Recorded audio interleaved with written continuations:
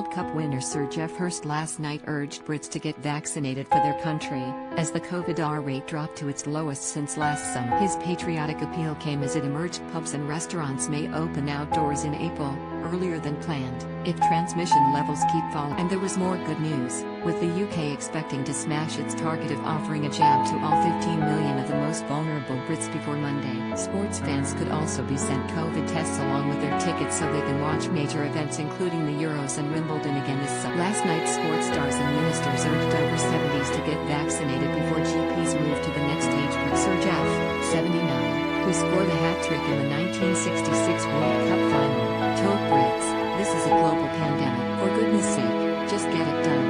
It's in your interest, as well as that of your family, friends, workmates and your cricket commentator." David Bumble Lloyd, 73, added, "Don't hesitate, every single jab makes us all safer." Bumble says, "Get on with the jab." Boris Johnson and nearly 30 of his ministers will today visit vaccination centers across the country in a final push for the over 7. Scientists said yesterday the official R rate is between 0.7 and 0.9, the first time since last July that it has been below 1. Separate data found London's could be as low as 0.44.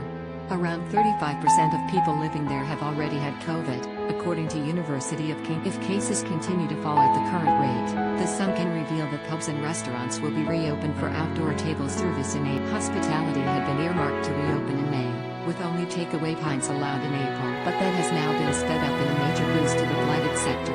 A government source said, "If hospital numbers and cases continue to fall at the current rate, we will hopefully be sipping pints in the spring sunshine sooner rather than a wider reopening for limited indoor mixing in pubs and restaurants is still." However, it is likely the rule of 6 limits and 2-metre distancing will stay all summer as a compromise for the early. Meanwhile, Britain is on course to hit its first big target of vaccinating 15 million Brits by today, 2 days early. The PM last night hailed the efforts of the army of volunteers and medics in a video from Number 10, he said, "They are really going gangbusters, shooting the lights." The PM unveils his plan out of lockdown on February 22, and is expected to deliver on his pledge to reopen schools. A minister told The Sun the numbers are looking good and a path back to freedom can be. They pointed out that all strains of the virus are far less likely to spread outside. The minister added, "It is all going well.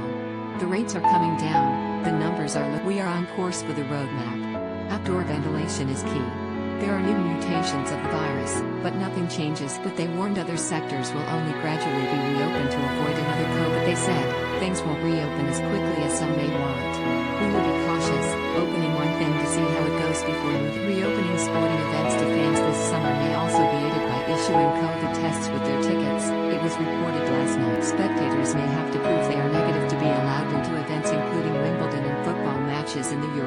A government source said it was very early days and urged everyone to wait for the road. Tory MPs yesterday urged the PM to seize on the success of the vaccine rollout to swiftly free businesses from lockdown. Professor Neil Ferguson, a government advisor and chief architect of lockdown, also said he is hopeful this will be the final. He told politics website Politico, "Certainly by May, we hopefully will be in a place much more like we were back last October, in something akin to Tier 2. And maybe, if there are areas with very low incidence by that time, we'd move to Tier 1. Former Tory leader Ian Duncan-Smith said, "The vaccination program is going so well that in a matter of weeks we will have protected most of those who would die." The government must now look at how we can unlock the country and economy. The COVID R rate is the number of people an infected person with. The level has fallen from last week's 0.7 to 1. UK COVID deaths also dropped by. There were 758 more recorded yesterday, down from the 1,014 a week before. Cases are also plummeting, with 15,144 recorded yesterday, a 20% drop from the 19,114 infections last week. It brought the number of positive cases to 4,013,799, while the fatality total now stands at 116,287.